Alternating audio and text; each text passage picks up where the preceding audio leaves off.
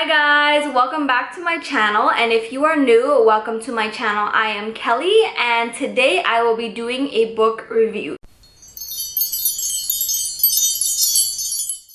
So the book that I will be reviewing today is this book right here. This is Red Queen by Victoria Aveyard, and this is the first book of the Red Queen series. So I wanted to let you guys know before I start, this video might have spoilers, and if you are trying to find reviews of this book to see if it's good or worth buying or worth, reading, I just wanted to let you guys know that this video might have spoilers. So if you don't want spoilers, you should click out of this video, but if you do not care about spoilers, then continue on watching. So for most of my book reviews, I always write down in my phone, type down in my phone a little snippet, a little summary of what the book is about, and I feel like when I write it down, it helps me remember all of the details, well, not all of the details, but the most important details that I can outline in my reviews, because I just recently started doing these book reviews, so I wanted it to be a little bit easier to understand. I didn't want it to be all over the place, so I decided, you know what, I'm going to write the summary down in my book, my version of the summary from what I've read, so you guys can have a better understanding of what the story is about.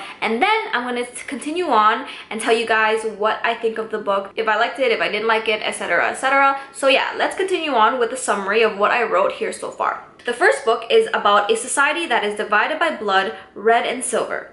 The reds are commoners, the poor, the servants, and laborers that work for the silver. The silver are the high and the mighty, the superior to the kingdom, who also has superhuman abilities, like controlling water or fire, for example. Mayor Barrow is the main character, who is a red, but throughout the story we figure out that she has a silver ability. But how is that? So when the king and the queen figure out that she has a mutated blood, they trap her in their kingdom to do more research about her, but they keep it to themselves, and then they lie to everybody in the kingdom, and they make her pretend like she's somebody else. So basically, she is forced to become one of the silvers, but changes her whole identity to do so. So she changes her name, she wears makeup to look like a silver, she wears royalty clothes and all that stuff. And no one was allowed to know that she was a red. So it was very hard for her to kind of contain herself and pretend like she's a silver, because all silvers act a certain way. They are obviously high and mighty, so they have manners, they have all this stuff, and since she is a red, she's always in the slums, and she doesn't really have that type of royal, like manners and royal posture and all that stuff. There's a word for that, but I just can't get my hands on it. But the very big part of the story is that Mare, she enters the kingdom pretending to be a silver and betrothed to Maven, who is second heir to the throne. So obviously he is the second heir, so he has an older brother who is the heir to the throne, but that is his half brother, not his full brother. So Maven was always a shadow to his brother Cal, heir to the throne, but little did anyone know that Maven's mother, the queen, was controlling his every move and made Maven betray Mare. So throughout the story, Maven and Mare, they were kind of skeptical of each other in the beginning when she first pretended to be a silver, but then they created a relationship for each other, and then even though the relationship kind of had boundaries, they were still, they gained a little bit of feelings for each other and they grew close. So Maven's mother, she's an evil biatch, so she made Maven betray Mare because he wanted to be heir to the throne and he wanted to have the crown, to be king of the kingdom. So the king is both Maven and Cal's dad, and basically Maven also betrayed his dad by making Cal kill his dad. So now there's no king, and basically Maven betrayed his own brother as well, and now Maven is king of the kingdom. So both Cal and Mare are hunted by Maven because everything goes awry, and there's a lot of chaos, and basically Cal and Mare, they leave the kingdom, they escape the kingdom because Maven, he is taking over and everything is just going crazy. So Mare and Cal are now on a mission to find all the people just like Mare. Like I said, Mare is red-blooded with silver ability. So we figure out in the story that there are a lot of other people in the world that they live in that has both red blood and silver ability. So now Mare's mission is to go find all of them. Basically, Mare and Cal, they join a rebellion called the Scarlet Guard, and it basically ends from there. Hi guys! go. So, like I said, basically, Cal and Mare, since they got betrayed by Maven, they decided that they are going to join the rebellion, which is called the Scarlet Guard, and their mission is to save all the Reds, but at the same time, Mare's mission is to try to find all the red-blooded silver ability people who are called the New Bloods. This book kind of reminds me of like Divergent and Hunger Games, but it's a little bit more sci-fi because it has the abilities, and I kind of like that about the book because they have like different abilities, not just, you know, real human action. They don't, like Hunger Games, they don't have any abilities, and then Divergent, they don't have any abilities, but this book has like superhuman abilities, and I really like watching, you know, shows like that or reading books like that because it kind of, you know, expands your mind. I really like the dystopia version of these books, and I like sci-fi and fantasy and all that stuff. So since this is the first book of the series, this is basically a base for the storyline. So if you read this book, then you will understand the rest of the series, but if you do not read this book, then you will obviously not understand because it's a continuation of the rest of the books.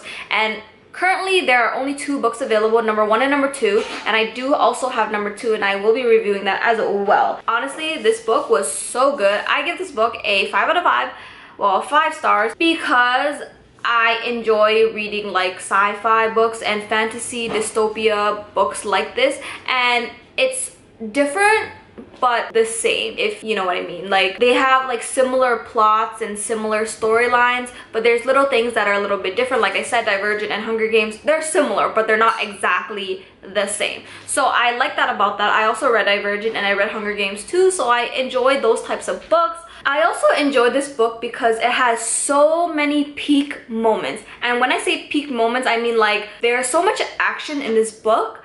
It's ridiculous. Like, when you're reading this book, you're literally on the edge of your table and you just want to know what's gonna happen next. Like, this is the type of book where you literally cannot put it down and you can read every single word in this book and then just wonder like, what is gonna happen next? What is gonna happen next? And my dog is crying and I don't know why. I love books where it's very intriguing, it has a lot of action, it has a lot of scenarios that you can imagine in your head, but at the same time you enjoy kind of, you know, thinking about it and reading it on the page as well. I also love this book because the author, her name is Victoria Aveyard, if I didn't mention that in the beginning. She is an amazing writer and author, and to be honest with you, every single character that is written in this book has their own freaking personality, from Mayor Barrel to the king to the heir to the throne to the queen to the other king. Like, all of the characters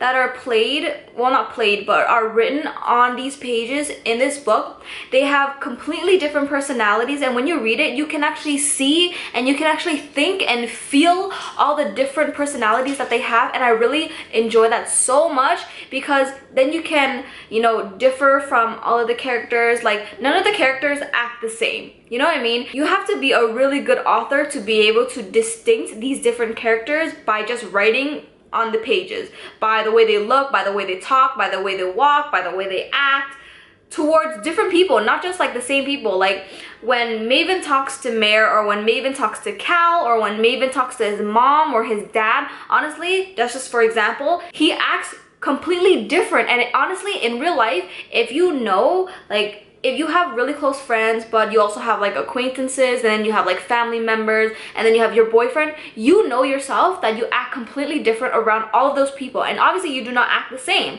So reading the characters on this page in this book, you can tell that they act completely different towards different people, and that's just amazing. Like, I love that because it's just really creative and really well written. The last thing that I wanted to mention about this book, about what I think of this book, is that the book does not drag on at all. Every single detail that is written in this book has an important can't speak. Every single detail in this book has an importance in the story. So if you read something in the book that happens in the beginning, towards the middle or towards the end, it will come up again and it will have like a meaning to it. And let's say, for example, sometimes scenarios happen in books and like it just happens. Like, one thing, for example, like, oh, my mom said this to me, and then whatever. Like, I just had like a simple conversation. In this book, if somebody says something to someone, it will be retold further on in the book because it has a special meaning. Every single thing that happens, every single thing that is said towards each character, every scenario that happens in the book, it's always important towards the story, and it helps to tell on the story, if you know what I'm saying. And that's what I love about it, because all of these characters, all of these scenarios, all of the things that happen in the book, it's all important. There is no scene, no character that is left out in the story. All of them have an importance in this book. If I didn't mention already, I give this book a 5 out of 5 just because of those reasons that I love. Honestly, I will recommend this to any person that would love like books. Like, if you're a bookworm like I am, love books, love collecting books, trying to read different types of genres and stuff, you will love this book. This is a dystopia, sci-fi, fantasy type of book.